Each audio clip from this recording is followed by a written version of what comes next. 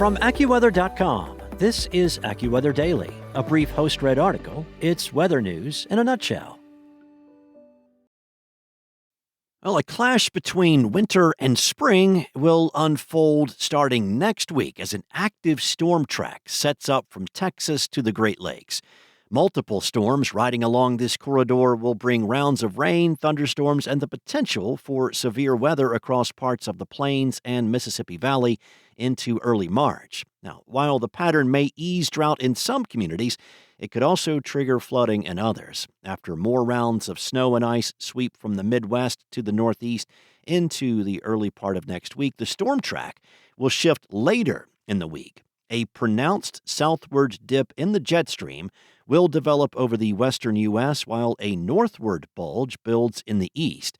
This configuration will create an atmospheric highway between the two features, steering multiple storms northeastward from Texas and the southern plains.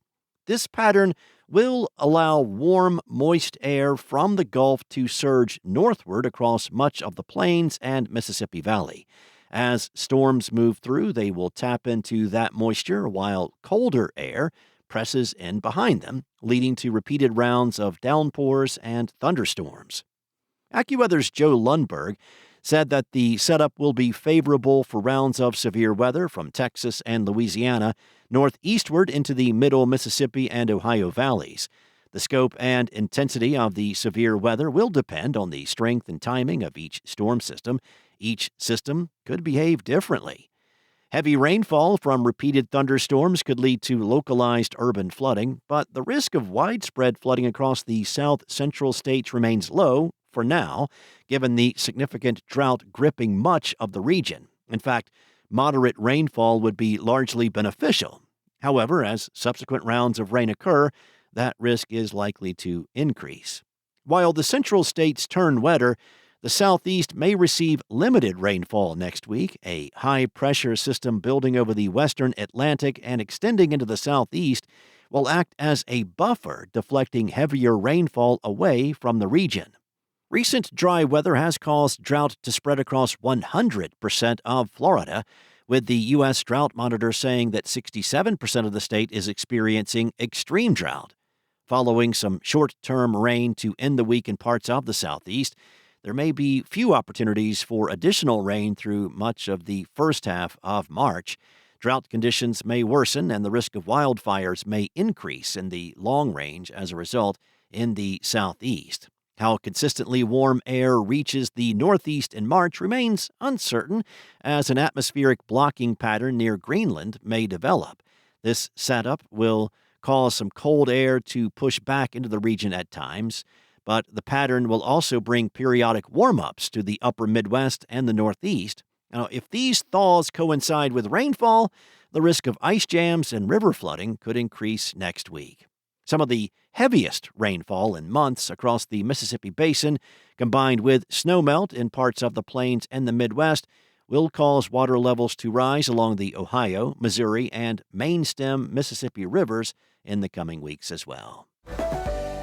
Well, some of the devastating effects of the dry weather that I just spoke about are already showing up in Florida, with a large wildfire burning in the southwestern part of the state, sending thick smoke across Interstate 75, leading state troopers to temporarily close the highway. The rapidly growing national fire burning in Big Cypress National Preserve near the Florida Everglades comes as Florida faces widespread and severe drought conditions. The brush fire began on February 22nd, and it has grown to 25,000 acres. The blaze remains uncontrolled. Heavy smoke from the brush fire has created hazardous driving conditions along I-75 South, also known as Alligator Alley, a major highway connecting Naples and the Miami metro area.